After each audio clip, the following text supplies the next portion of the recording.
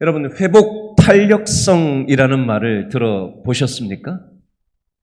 따라해 볼까요? 회복 탄력성. 탄력이 있냐 없냐, 탄력적이냐 탄력적이지 않느냐, 뭐 이런 거 있잖아요, 그죠? 회복을 잘 하느냐, 회복을 잘 못하느냐, 이걸 회복 탄력성이라고 합니다. 회복 탄력성이라는 책이 있어요. 연세대 교수가, 김주환 교수가 쓴 회복 탄력성이라는 책이 있는데요. 이 책에 이런 표현이 나와요. 회복 탄력성을 이렇게 설명을 쉽게 했어요. 여러분, 개구리가 뛰려면은 가만히 있다가 뜁니까? 어떻게 하죠? 얼핏 보면은 그냥 뛰는 것 같아요. 그냥 뛰는 것 같은데요.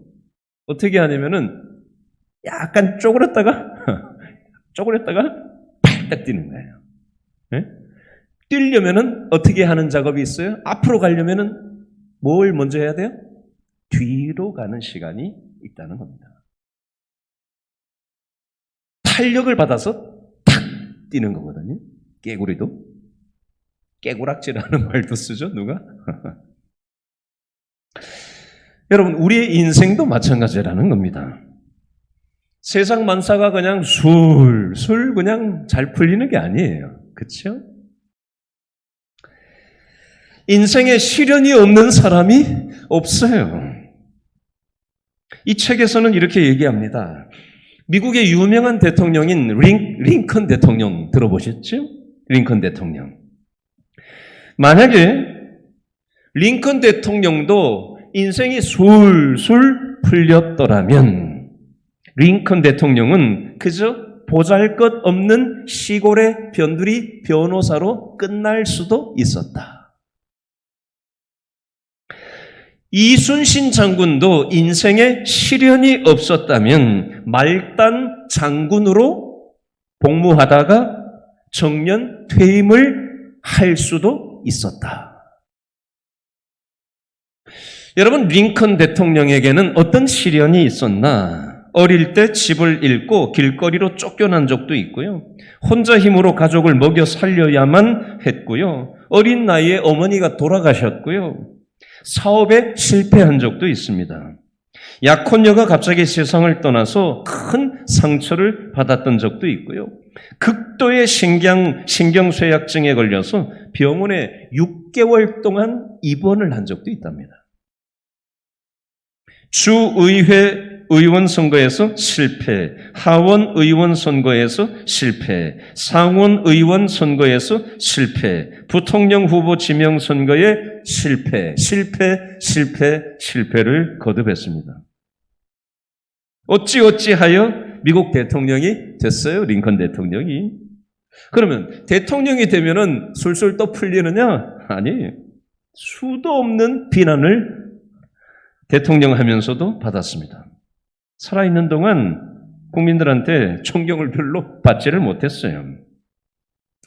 그런데 링컨 대통령은 하나님을 믿는 신앙을 가지고 이 모든 시련을 이겨내고 남북전쟁을 승리로 이끌고 노예가 있던 시절이잖아요. 노예 해방을 이끌어냈습니다. 여러분, 회복 탄력성이라는 것은 인생의 역경, 어려움, 시련이 왔을 때 그것을 발판으로 삼아서 디딤돌로 삼아서 마음의 힘을 가지는 것을 바로 회복 탄력성이라고 합니다.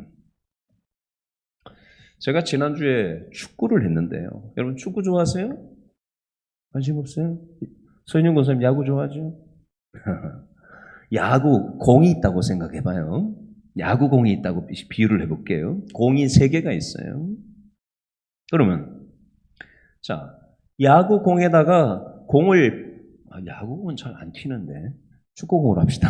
안 되겠다. 이해가 좀 덜 되겠다. 자, 축구공으로 합시다. 자, 축구공에다가 바람을 빵빵하게 집어넣었어요. 공 한 개는 축구공에다 바람을 빵빵하게 집어넣었어요. 근데 두 번째 축구공에는 바람을 완전히 다 뺀 상태에서 다 잡아 뺐어요. 쭈그러졌어요, 공이. 세 번째 공은 유리로 만든 공이에요. 상상해 보세요.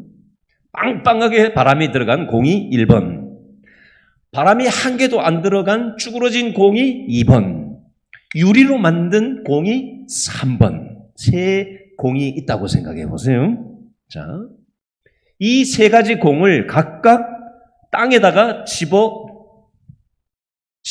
던진다고 생각해 보세요. 그러면 어떻게 되겠어요? 1번, 빵빵하게 바람에 들어간 공은 집어 던지면 어떻게 될까요?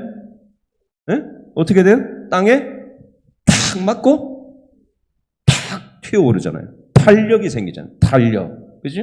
이게 1번 공이에요. 자, 2번 공은 뭐예요? 바람이 한 개도 없어요. 그러면 이 찌그러진 공을 탁 집어던지면 어떻게 돼요? 어떻게 될 것 같아요?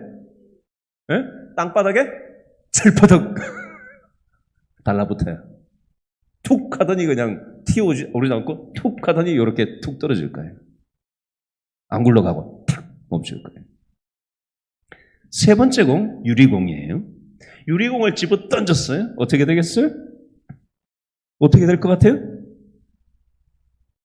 와장창 깨지겠죠. 유리로 만든 공인데 그게 뭐가 어떻게 뛰어오르겠어요. 와장창 다 깨지는 거죠. 자, 제가 지금 1번 공, 2번 공, 3번 공 세 가지를 얘기했어요. 자, 이 비유를 가지고 회복 탄력성을 한번 설명을 해볼게요. 여러분, 우리의 삶의 상황이라는 것이 때로 인생의 역경이라는 게 있는데 살다 보면 건강을 잃을 때도 있고요. 그렇죠? 병이 올 때도 있고 뭘 하다가 실패할 때도 있고 시험에 떨어지기도 하고 취업에 어려움을 당하기도 하고 어떤 인생의 장애물을 만날 때도 있어요. 자, 신앙생활 하는 사람도 마찬가지예요. 교회 안 다니는 사람들만 인생의 시련과 역경이 오는 게 아니라 교회 다니는 신앙생활 하는 사람도 인생의 역경과 시련은 똑같이 와요. 자, 이때 어떻게 반응하느냐가 사람마다 각각 다 달라요. 자, 공 3개 얘기했죠? 인생의 시련과 역경이 왔을 때 1번, 공에 바람을 빵빵하게 넣은 사람과 같은 반응을 하는 사람은 인생의 역경 시련이 왔을 때 어떻게 될까요? 회복 탄력성이 좋아서 땅에 팡 찍고 어떻게 돼요? 튀어오르는 공처럼 역경을 만났지만 땅 맞닥뜨렸지만 탄력적으로 탁 튀어오를 수 있다는 겁니다. 그게 디딤돌이 될 수 있고 오히려 더 인생의 역경을 통해서 더 살아나는 사람도 있어요. 자, 두 번째 부류의 사람, 두 번째 축구공인데요. 인생의 역경이 왔을 때, 시련이 왔을 때 바람 빠진 공과 같은 사람은 어떻게 될까요? 땅에 팍 달라붙어요. 이건 어떤 사람이냐면요. 인생의 시련과 역경이 왔을 때 주저앉는 인생을 얘기하는 거예요. 주저앉는 인생. 그 역경 시련 때문에 주저앉는 인생. 전혀 회복 탄력성이 없죠. 세 번째는 어떤 공? 어떤 공? 유리로 만든 공. 시련과 역경이 왔을 때 유리로 만든 공이 땅에 탁 튀기면 어떻게 되겠어요? 와상창 인생이 깨지는 거죠. 산산조각이 나는 거죠. 자, 질문하겠습니다. 저와 여러분도 살다 보면 가정에 시련과 역경이 올 때가 있고, 그렇죠? 인간관계에 시련과 역경이 올 때가 있고, 건강 문제가 시련과 역경이 되어 달려들 때가 있고, 재정적인 문제가 시련과 역경으로 달려들 때가 있어요. 자, 이때 나는 1번처럼 공이 빵빵하게 바람이 들어가 있는 것처럼 그 문제 앞에서 회복 탄력성이 있는 사람인가? 아니면 그 시련과 역경 앞에서 2번 공처럼 바람 없는 공처럼 땅에 들러붙어서 주저앉아 있는 인생인가? 아니면 세 번째 유리공처럼 시련과 역경 속에서 와장창 산산조각 나 있는 인생인가?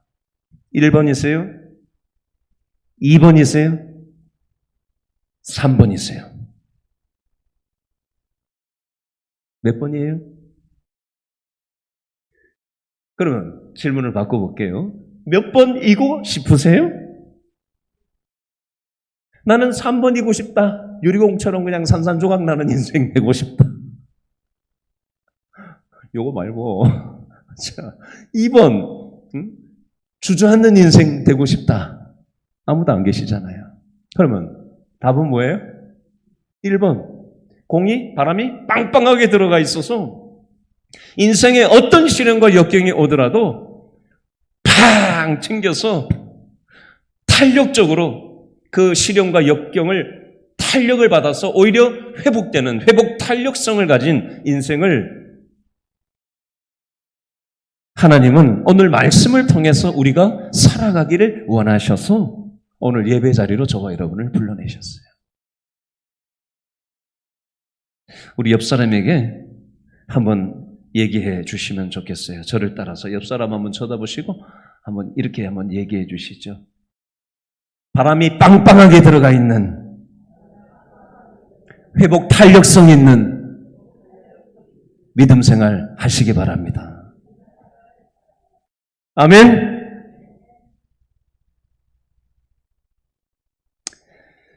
여러분, 미국의 하버드 대학이라고 있는데요. 이 하버드 대학 세계적인 인재들이 다 모이는 학교라고 하잖아요. 근데 이 중에서 특출난 학생이 있고 평범한 학생이 있답니다. 근데 그 차이가 무엇이냐? 뭐일 것 같아요? 일반적으로는 뭐라고 생각하죠? 머리 좋은 거? 공부 잘하는 거? 이걸 생각하는데 연구 분석 결과 그게 아니랍니다. 뭐냐면 따라합니다. 자신감 차이래요. 유명한 기업들에서도 평범한 사람하고 특출난 사람의 차이를 따라합니다. 자신감 차이랍니다. 이 자신감이 있냐 없냐가 탁월한 인생을 사느냐 아니면 평범한 인생을 사느냐를 확연하게 다르게 만든다고 합니다. 여러분, 신앙의 영역도 마찬가지일 수 있어요. 신앙의 영역에 있어서도 제가 답을 이미 다 드렸죠. 공부도 자신감이 있어야지 되고, 기업에서 인정받으려고 해도 자신감이 있어야 되고, 신앙에 있어서도 뭐가 있어야 된다? 자신감이 있어야 평범한 신앙이 아니라 특별한 탁월한 신앙의 삶을 살아갈 수가 있는데, 그러면 신앙에 있어서 자신감을 가진다라는 것은 어떤 것이냐? 이 측면을 가지고 오늘 말씀을 좀 세 가지로 정리를 하려고 합니다. 자, 첫 번째로 저를 한번 따라 하시죠. 자신감의 근거를 나에게 두지 말고 하나님께 둬야 합니다. 여러분, 자신감의 근거를 나 자신에게 두면요. 여러분, 내 자신 믿을 수 있어요? 여러분, 옆 사람 믿을 수 있어요? 내 자신 믿을 수 있어요? 수도 없이 자빠지잖아요. 그렇죠? 이 불완전한 내 자신을 근거해서 자신감을 가지면 수도 없이 자빠지게 돼 있어요. 자신감의 근거를 나에게 두지 말고 하나님께 두어야 회복 탄력성을 가진 신앙의 삶을 살아갈 수 있다는 겁니다. 여러분, 내 자신에게 자신감을 가지는 근거를 두면 일시적이고 상황에 따라서 우리 인생은 흔들려요. 그죠? 수도 없이 흔들려요. 이 일이 터지면 그죠? 이리 휘청, 저 일이 터지면 저리 휘청. 자신감을 잃어버릴 때가 많아요. 자, 오늘 사사기 7장에 나오는 기드온도 무엇에다가 누구에게 자신감의 근거를 두었는지 한번 살펴보고 교훈을 첫 번째로 얻으려고 하는데요. 자, 사사기 7장 12절 말씀을 한번 보시겠어요? 오늘 본문 사사기 7장 12절 말씀 다 같이 읽어보죠. 7장 12절 시작. 누구? 미디안. 두 번째 아말렉. 세 번째 동방의 모든 사람들이 연합군이 골짜기에 누워 있는데 메뚜기의 많은 수와 같고 그들의 낙타의 수가 많아서 해변의 모래가 많음 같은지라. 자, 미디안, 아말렉, 동방 사람들의 연합군이 이 이스라엘을 쳐들어 왔는데 그 숫자를 뭐라고 비유하죠? 얼마나 많으면은 메뚜기가 엄청나게 많은 것 같고 해변에 모래같이 많았다. 그 숫자가 몇 명이냐? 8장 10절 한 장 넘겨보세요. 사사기 8장 10절에 보니까 이 숫자를 정확하게 기록해 놨어요. 사사기 8장 10절 말씀에 보니까 전쟁 치르고 나서 8장 10절 둘째 줄에 보니까 모든 군대 중에 칼든 자가 몇 명? 12만 명이 죽었고 죽지 않고 남아있는 사람은 몇 명 정도 됐다고요? 15,000명가량은 죽지 않고 살아남았다. 12만 명 더하기 15,000명 하면 몇 명이 나와요? 13만 5천 명이 7장 12절에 나오는 미디안, 아말렉, 동방 모든 사람들의 연합군의 숫자예요. 13만 5천 명의 연합군이 이스라엘에 전쟁하려고 밀고 내려왔어요. 모래, 해변의 모래처럼, 메뚜기 떼들처럼 13만 5천 명이 기드온이 있는 이 이스라엘에 몰고 들어오니까 기드온이 자신감이 있었을까요? 없었을까요? 자신감이 없었어요. 왜요? 우리는 몇 명이죠? 8절 말씀 보세요. 사사기 7장 8절 말씀 셋째 줄에 보니까 사사기 7장 8절 셋째 줄에 보니까 기드온과 함께 했던 전쟁에 참여한 사람은 몇 명 남았어요? 300명. 300명하고 13만 5천 명이 싸우려고 마주 있는 상황인 거예요. 이게 게임이 되겠어요? 전쟁이 되겠냐고요. 한 사람이 400명 이상을 상대해야 되는데 이게 무슨 만화책에 나오는 내용도 아니고 이게 너무 터무니없는 상황이잖아요. 그러니 기드온의 입장에서 13만 5천 명의 상대편 연합군과 우리 편 300명이 전쟁을 치른다라는 거를 놓고 봤을 때 자신감이 있을 턱이 없죠. 자, 한번 예를 들어보겠습니다. 자, 우리가 사업을 해야 돼요. 사업을 해야 돼요. 근데 사업을 하려면 사업 자금이라는 게 있어야 되잖아요. 그렇죠? 맨주먹 가지고 사업을 일굴 수는 없잖아요. 사업을 해야 되는데 돈이 1억밖에 없어. 그러면 자신감이 생겨요? 자신감이 잘 안 생기겠죠. 여러분, 사무엘상 17장 골리앗장에 보면 다윗과 골리앗이 맞서 있어요. 전쟁에서. 다윗은 지금 뭘 들고 있는 거예요? 다윗은 뭘 들고 있었어요? 물맷돌 2개. 물맷돌 들고 있어요. 거인 골리앗 앞에서 물맷돌 자체만 봤을 때는 자신감이 있을 수가 없죠. 그것만 보면. 내가 가진 것만 보면 자신감이 생길 수가 없죠. 여러분, 모세는 뭘 가지고 있었죠? 지팡이밖에 없었어요. 지팡이밖에. 지팡이 한 개 가지고 이걸 뭘 하겠어요, 이거를. 여러분, 내 조건을 보고 기드온은 자신감을 잃어버린 겁니다. 13만 5천 명 대 300명.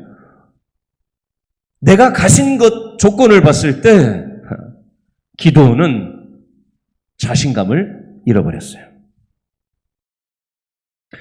여러분, 저와 여러분도 이 세상 살아가다 보면 내가 할 수 있는 거, 내 능력, 내가 가진 거, 내 수준, 뭐 이런 어떤 환경, 조건, 이런 것들을 자꾸 묵상하고 바라보고 생각을 하고 앉아 있으면은 자신감이고 뭐고 하나도 없어져 버려요. 지금 기도원이 딱 이 모습이에요. 우리 모습하고 비슷해요. 이런 기도원에게 하나님께서 뭐라고 말씀하셨나? 한번 볼까요? 자, 오늘 사사기 7장 9절 말씀을 한 번 더 읽어보겠습니다. 사사기 7장 9절 시작. 그 밤에 여호와께서 기드온에게 이르시되 일어나 진영으로 내려가라. 내가 그것을 내 손에 넘겨 주었느니라. 만일 내가 내려가기를 뭐 하거든? 두려워하거든. 지금 기드온은 두려워하고 있었어요. 13만 5천 대 300명의 전쟁 앞에서 두려워하고 있었고 자신감을 잃어버리고 있었어요. 이때 바로 그 밤에 자신감을 잃어버린 기드온의 그 밤에 하나님께서 지금 뭘 하시는 거예요? 기드온에게 찾아오셔서 믿음의 생각을 집어넣어주고 계신 거예요. 여러분, 저와 여러분도 마찬가지입니다. 우리의 현실이 우리를 자신 없게 만드는 어떤 문제 앞에, 기도 제목 앞에 우리가 지금 맞닥뜨리고 있는지 모르겠어요. 이런 우리들을 향해서 오늘 하나님은 믿음 주셔서 건강 주셔서 오늘 예배의 자리로 불러 앉히시고 오늘 기도원에게 주셨던 그 밤에 기도원에게 말씀 주셨던 것처럼 저와 여러분에게도 오늘 이 자리에 오게 하셔서 이 말씀을 듣게 하시는 거예요. 뭐라고 말씀하시는 거예요? 너의 자신감 가지고 네가 그 일을 해결하려고 달려들지 말아라. 오늘 9절 말씀해 보니까 기드온에게 뭐라고 말씀하세요? 일어나 진영으로 내려가라. 내가 그것을 내 손에 넘겨 주었느니라. 이미 그 연합군 13만 5천 명을 내가 너의 손에 넘겨 주었다라고 말씀하십니다. 믿음의 말을 주시는 거예요. 기드온아, 네가 가진 너와 함께하는 그 300명 그 조건이나 네가 할 수 있는 능력이 아니라 내가 하나님인 내가 그 13만 5천 명을 이길 수 있도록 내가 함께하겠다. 너의 자신감의 근거를 네가 가진 것에 두지 말고 하나님인 나에게 네가 네 자신감의 근거를 두어라 말씀하시는 거예요. 사사기 6장 16절 말씀에 보니까 넘겨보실래요? 사사기 6장 16절 보세요.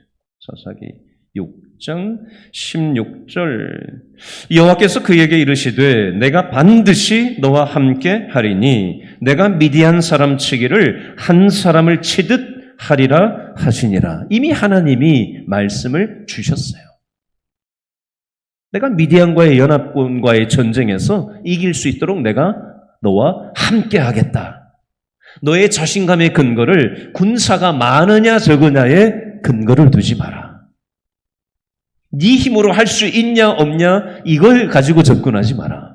내가 할 것이다. 하나님이 이 말씀을 기드온에게 다시 한번 거듭 주고 계신 내용이 되겠습니다. 여러분, 다윗은 어디에서 자신감을 얻었죠? 골리앗 앞에서 물맷돌을 2개 들고 물맷돌에 자신감의 근거를 두었나요? 사무엘상 17장 45절 말씀에 보니까 다윗이 어디에서 자신감을 얻고 있다고 고백하고 있죠? 사무엘상 17장 45절에 너는 골리앗한테 얘기하는 거예요. 칼과 창과 단창으로 내게 나오거니와 나는 만군의 여호와의 이름 곧 내가 모욕하는 이스라엘의 군대의 하나님의 이름으로 내게 나아가노라. 하나님을 나의 자신감의 근거로 삼고 내가 지금 나아간다 라고 말하는 거예요. 여러분, 우리의 역량이나 지혜나 힘이나 우리의 능력에 기반을 두고 자신감을 가지면 우리는 쉽게 무너질 때가 있습니다. 저를 한번 따라 하시죠. 하나님께 근거한 자신감. 우리의 자신감의 근거는 하나님에게서 오는 것입니다. 학벌, 인맥, 내 능력, 내 지식, 내 건강, 내 돈, 내 가문, 이런 어떤 자기 조건에 근거한 조건적인 자신감은 인생의 문제 앞에서 와장창 깨질 수가 있다는 겁니다. 하나님은 도망가던 야곱에게 찾아오셔서 창세기 28장 15절 말씀에 내가 너와 함께 있어 내가 어디로 가든지 너를 지키며 너를 이끌어 이 땅으로 돌아오게 할지라 내가 내게 허락한 것을 다 이루기까지 너를 떠나지 아니하리라 말씀하셨어요. 도망가던 야곱, 자신감을 잃어버리고 야반도주하던 야곱에게 하나님께서 내가 너와 함께 있어서 네가 어디로 가든지 내가 너와 함께하고 내가 너의 고향 땅으로 다시 돌아오도록 내가 너와 함께하겠다라는 말씀을 주시는 거예요. 그래서 자신감이 없었던 야반도주하고 광야에서 잠도 못 주무고 뜬 눈으로 밤을 지새우던 야곱이 하나님으로 인해서 자신감을 얻게 된 것입니다. 우리도 마찬가지예요. 여러분, 두 번째 원리를 좀 정리를 하겠습니다. 자, 우리가 믿음의 회복 탄력성을 갖지 못하는, 자신감을 잃고 믿음의 회복 탄력성을 갖지 못하는 두 번째 이유는 뭐냐면요. 따라합니다. 실패에 대한 두려움 때문에. 자, 우리가 인간 이성에 근거한 실패에 대한 두려움이 아니라 하나님의 말씀을 믿는 자신감을 가져야 합니다. 인간 이성에 의한 실패하면 어떻게 하지? 이게 아니라 하나님의 말씀을 믿고 그때 자신감을 주시는 거예요. 여러분, 오늘 본문 기드온도 실패에 대한 두려움이 있었어요. 여러분, 어떤 사람은 선천적으로 겁이 되게 많고 잘못되면 어떻게 하지? 전전긍긍하는 사람들이 있어요. 기질적으로 기드온은 어떤 사람이 있을까요? 실패에 대해 기질적으로 두려움이 많은 사람이 바로 기드온이었습니다. 사사기 6장 11절 말씀해 보니까 밀을 타작을 해야 되는데, 추수를 해야 되는데 이거 뺏길까봐 포도주 틀에서 타작을 하는 모습이 사사기 6장 11절 말씀에 나와요. 두려움 때문에 뺏길까봐 두려워서 그렇게 했던 거거든요. 그리고 우상신상을 때려 부수는 과정 중에 대낮에 사람들이 볼까 싶어가지고 밤에 아무도 안 볼 때 몰래 그 우상신상을 때려 부수는 모습이 나옵니다. 왜 그랬을까요? 두려움 때문에 그랬어요. 기드온은 두려움 때문에 계속해서 증표를 하나님 앞에 보여달라고 얘기하는 장면이 성경에 나옵니다. 어떤 면에서 기드온은 따라합니다. 두려움 체질, 굉장히 두려움이 많은 두려움이 많은 사람이었어요. 여러분, 실패에 대한 두려움은요, 우리의 자신감을 마비시킵니다. 아무것도 시작도 못하게 만들어요. 하나님이 우리에게 주신 재능과 은사가 있는데 이걸 잠들게 만듭니다. 두려움은요, 실패에 대한 두려움은요, 우리의 마음을 무기력하게 만드는 바이러스와 같습니다. 자, 이렇게 실패에 대한 두려움에 떨고 있던 기드온에게 하나님은 뭐라고 말씀하시는가? 자, 7장 10절 말씀을 한번 읽어보겠습니다. 사사기 7장 10절 말씀 다 같이 시작. 만일 내가 내려가기를 뭐하거든? 두려워하거든. 내 부하 부라와 함께 그 진영으로 내려가라. 자, 하나만 더 읽어볼까요? 6장 23절 한번 펴보세요. 6장 23절. 사사기 6장 23절. 두려워하던 기드온에게 하나님이 이미 뭐라고 얘기하신 적이 있는가? 6장 23절 시작. 여호와께서 그에게 기드온에게 이르시되 너는 뭐하라? 안심하라. 뭐하라? 두려워하지 말라. 죽지 아니하리라 하시니라. 아멘. 여러분, 요 원리를 우리 삶에 적용시켜서 한번 들어보세요. 하나님은 기드온에게만 말씀하시는 게 아니라 어떤 실패에 대한 두려움 때문에 시도도 못하고 무기력하게 아무 힘을 발휘하지 못하고 주저앉아 있는 저와 여러분에게도 하나님은 이 말씀을 주세요. 사사기 6장 23절 안심하라. 두려워하지 말아라. 망하지 않는다. 하나님께서 이 말씀을 저와 여러분에게도 주고 계세요. 여러분, 절망적인 상황이 다가올 때, 위기를 만났을 때, 역경이 다가올 때, 자, 뭘 붙잡아야 돼요? 따라합니다. 하나님의 말씀을 붙잡아야 된다. 오늘 제가 창세기 6장을 읽는데, 창세기 6장 8절 말씀에 이런 표현이 있더라고요. 그러나 노아는 하나님께 은혜를 입었더라. 제가 밑줄을 쫙 그었어요. 이 문장이 저한테 믿음으로 확 다가와서 그러나 노아는 하나님의 은혜를 입었더라. 그 다음 절 창세기 6장 9절에 이런 표현이 나와요. 노아는 하나님과 동행하였더라. 세상 사람들은 세상의 원리대로 살아가는데 그러나 노아는 하나님의 은혜를 입는 인생을 살았다. 그랬기 때문에 창세기 6장 9절 하나님과 동행하는 인생을 노아는 살 수 있었다라는 문장을 아까 읽으면서 나는 어떤가 이 생각을 해봤어요. 나는 하나님의 은혜를 입는 인생을 살려고 하느냐? 아니면 실패에 대한 두려움 때문에 벌벌거리고 사나? 그래서 마음속으로 이 성경 말씀을 아까 묵상을 하면서 이런 기도를 마음속으로 했어요. 하나님, 노아처럼 저도 하나님의 은혜를 입는 인생을 살고 싶습니다. 그래서 하나님과 동행하는 삶을 살아가기를 원합니다. 여러분, 저와 여러분을 주저앉게 만드는 절망과 위기와 인생의 시련과 역경이 왔을 때 우리는 뭘 붙잡아야 돼요? 하나님의 약속의 말씀을 붙잡아야 우리가 힘을 얻습니다. 내 자신 가지고 사는 게 아니에요. 예를 하나 들겠습니다. 유기순 권사님이라는 분이 계신데 이 유기순 권사님이 4대가 자손들까지 36명이 한 교회에서 신앙생활을 한대요. 4대가.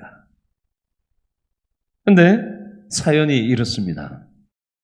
이 유기순 권사님은 가난한 농부의 딸로 태어났대요. 그리고는 믿지 않는 가정에 시집을 가서 농사를 지으면서 6남매를 낳아서 키워냈답니다. 그런데 남편은 청각 장애인이었대요. 기울어가는 가정이었답니다. 인간적으로 생각하면 자손이 잘 될 것이라는 희망이 없는 그런 가문이었대요. 남편이 술에 취하면 자식들을 지켜내기 위해서 온 밤을 새우면서 하나님 앞에 부르짖었답니다. 그러던 어느 날 이 권사님 나이가 49살 때 남편이 6남매를 남겨두고 먼저 세상을 떠났대요. 가난하죠. 남편도 없고 혼자죠. 이 6남매를 기르는 것이 얼마나 힘들었을까요? 인생의 역경을 만난 거죠. 그러나 새벽마다 1시간이 되는 교회에 나가서 기도하면서 믿음으로 이 6 자녀들을 길렀다고 합니다. 미래가 암담하게 보였지만 말씀을 믿고 자신감을 가지고 교회를 헌신 봉사하고 교회 어려운 집안 살림이지만 교회 재정위원장까지 맡아서 헌신하면서 봉사했대요. 그리고 6남매를 키워냈는데 이 자손들이 이 교회에서 아들, 딸, 며느리, 사위가 한 교회에서 직분을 받아가지고 자손들 중에서만 장로가 4명, 권사가 4명, 안수집사 2명, 집사 2명, 손자와 증손자까지 합쳐서 36명이 한 교회에서 행복하게 신앙생활을 하고 있다고 합니다. 같은 교회만 다니면 다 행복한 거냐? 교회 안 다니는 동네 사람들도 칭찬한답니다. 교회 다니려면은 저 유기순 권사처럼 저렇게 신앙생활을 해야 된다. 저 자녀들처럼 신앙생활을 해야 된다. 교회 안 다니는 사람들의 평가랍니다. 이 유기순 권사님한테 자식들 중에 누가 제일 좋냐라고 질문을 했답니다. 그랬더니 뭐라고 답했는지 아세요? 예수님 잘 믿는 자식이 최고죠. 돈 많이 벌어다 주는 자식이 아니라 이 세상에서 성공하는 자식이 아니라 예수님 잘 믿는 자식이 최고죠. 배움도 없고 연약한 여인이었지만 하나님의 약속의 말씀을 붙잡고 6남매를 새벽자단을 쌓으면서 믿음으로 키워냈다는 겁니다. 인생의 역경과 시련이 왔을 때 하나님의 약속의 말씀을 붙잡을 때 우리가 자신감을 가진 믿음의 회복 탄력성을 두 번째로 가질 수 있다는 얘기를 정리를 했습니다. 세 번째 마지막입니다. 따라합니다. 내 힘이 아니라 하나님이 주시는 힘에 근거해 회복 탄력성을 가져야 합니다. 자, 오늘 본문의 기드온은요, 힘이 부족했어요. 상대방은 13만 5천 명이었고 기드온과 함께 했던 사람들은 300명밖에 안 됐어요. 그런데 그 300명도 무슨 훈련된 군사 조직이 아니었어요. 7년 동안 숨어 지내던 굴 속에서 숨어 지내던 어중이 떠중이들이었습니다. 특수부대가 아니었어요. 인간적으로 힘이 부족했습니다. 13만 5천 명에 비하면. 그런데 내 기드온 자신의 힘을 봤을 때는 별 힘이 없지만 하나님께서 이런 힘없는 기드온에게 뭐라고 말씀을 하시는가? 자, 14절 말씀, 7장 14절 말씀을 읽어보겠습니다. 사사기 7장 14절 말씀 다 같이 시작. 그의 친구가 대답하여 이르되 이는 다른 것이 아니라 이스라엘 사람 요아스의 아들 기드온의 칼이라. 누가? 하나님이 미디안과 그 모든 진영을 그의 손에 어떻게 하셨다? 넘겨주셨느니라 하더라. 아멘. 동그라미 하세요. 하나님이 동그라미. 밑줄 그으세요. 넘겨주셨느니라. 밑줄. 기드온은 힘이 약해요. 300명 가지고 어떻게 13만 5천 명 이기겠어요? 내가 가진 힘 가지고 하는 게 아니에요. 하나님 주신 힘에 근거한 자신감으로 기도는 회복 탄력성을 가질 수 있었는데 하나님께서 지금 뭐라고 말씀하시는 거예요? 겁먹고 연합군 13만 5천 명의 진영에 들어가가지고 그 사람들이 꿈속에서 꿈꾼 거 얘기하는 거를 가만히 들어보니까 적진에 들어가서 상대편 적들이 뭐라고 얘기해? 꿈에 내가 꿈을 꿨는데 이게 무슨 꿈이지? 하고 얘기를 하는데 옆에 있던 사람이 뭐라 그래요? 그거 기드온이 이 미디안을 쳐부수는 그런 의미다.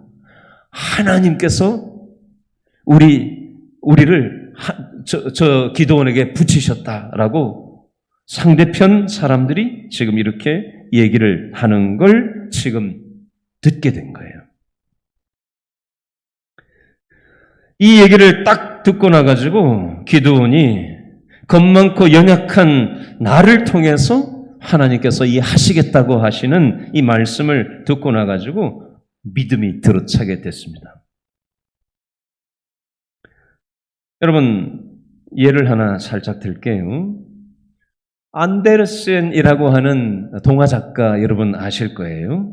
성냥팔이 소녀, 그리고 미운 오리 새끼. 이거 너무 유명한 동화잖아요. 동화를 쓴 안데르센이 어떤 경험을 한 사람이냐면요.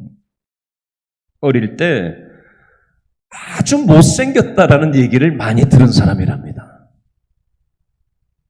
어렸을 때 못생겼다고 놀림을 많이 받았기 때문에 자기가 나중에 얘기하는데 미운 오리 새끼를 동화를 쓸 수 있게 된 거다라고 고백을 했고요. 어릴 때 무지하게 가난했었답니다. 무지하게 찢어지게 가난했었답니다. 그래서 이 안데르센이 나중에 고백을 하는데 뭐라 그러냐면은 내가 가난해 보았기 때문에 성냥팔이 소녀를 동화를 쓸 수 있었던 겁니다. 이렇게 얘기하더라는 겁니다. 이게 회복 탄력성이죠. 세상적인. 여러분, 안데르센에게 있어서는 못생겼다고 하는 놀림과 연약함과 또 가난한 그 연약함이 기드온에게는 어떤 것과 비슷할까요? 13만 5천 명 앞에 있는 300명과 비유할 수 있어요. 하나님은 왜 13만 5천 명의 상대 군사 앞에서 300명만 남기고 300명 대 13만 5천 명을 전쟁을 치르게 하셨을까요? 이유가 있을 거 아니에요. 자, 그 표현이 어디에 나오느냐? 사사기 7장 2절 말씀에 나오는데 한번 읽어보겠습니다. 사사기 7장 2절 말씀 다 같이 시작. 여호와께서 기드온에게 이르시되 너를 따르는 백성이 너무 많은즉 내가 그들의 손에 미디안 사람을 넘겨주지 아니하리니 이는 이스라엘이 나를 거슬러 스스로 자랑하기를 내 손이 나를 구원하였다 할까 함이니라. 아멘. 무슨 뜻이에요? 원래 처음에 전쟁 치르려고 온 사람들은 10,000명이 넘었었어요. 기드온 밑에 10,000명이 넘게 모였었어요. 그런데 그 사람들 다 추려가지고 300명만 남겨놓은 이유가 뭐냐는 거예요. 13만 5천 명도 우리보다 훨씬 많긴 하지만 그래도 해볼 만한 싸움이다. 우리가 전쟁을 잘해가지고 전쟁에서 이겼다. 이딴 소리를 할까봐 하나님께서는 교만한 마음에 싹을 잘라버리시는 거예요. 나를 높이고 내가 했다라고 하는 여지를 싹둑 다 잘라버리시는 거예요. 그래서 내 힘으로는 할 수 없구나. 이리 해도 안 되고 저리 해도 안 되고 저리 봐도 안 되고 이리 봐도 안 되고 내 힘으로는 능력 받기 일이구나. 하나님의 은혜가 아니면 안 되는 일이구나. 교만 떨지 말고 하나님만 의존하라고, 하나님만 간절하게 붙잡으라고 하나님은 교만의 싹을 잘라버리시는 거예요.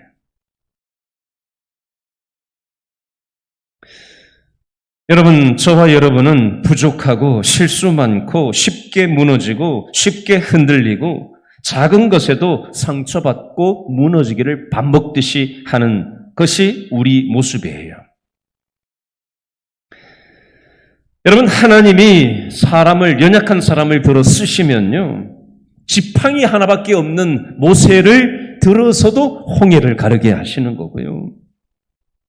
돌 몇 개 든 다윗의 손에 돌 가지고 뭘 하겠어요? 그러나 골리앗을 그 돌로 넘어뜨리게 하시는 것도 하나님의 은혜인 겁니다. 왼손잡이, 오른손을 쓸 수 없는 왼손잡이였던 사사기에 나오는 에훗 사사를 통해서도 하나님은 역사하시는 거고요.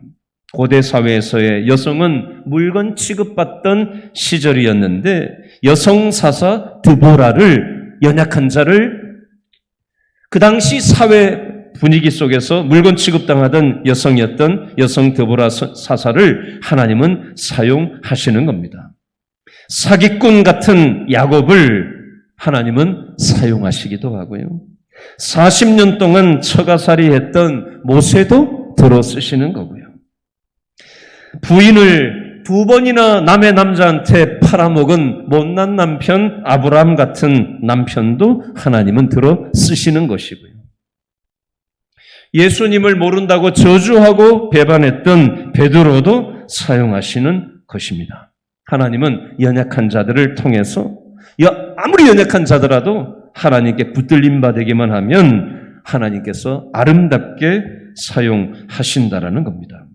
왜 이렇게 하시는 거죠? 이 모든 게 하나님의 은혜다라는 걸 깨닫게 하시려고 하시는 것입니다. 여러분, 우리는 부족합니다. 그러나 우리가 하나님께 붙들림 받으면 우리가 아름답게 쓰임받을 수 있다라는 사실을 붙잡으시고 이 자신감을 가지고 믿음의 회복 탄력성을 가질 수 있었으면 좋겠어요. 자, 말씀 붙잡고 우리가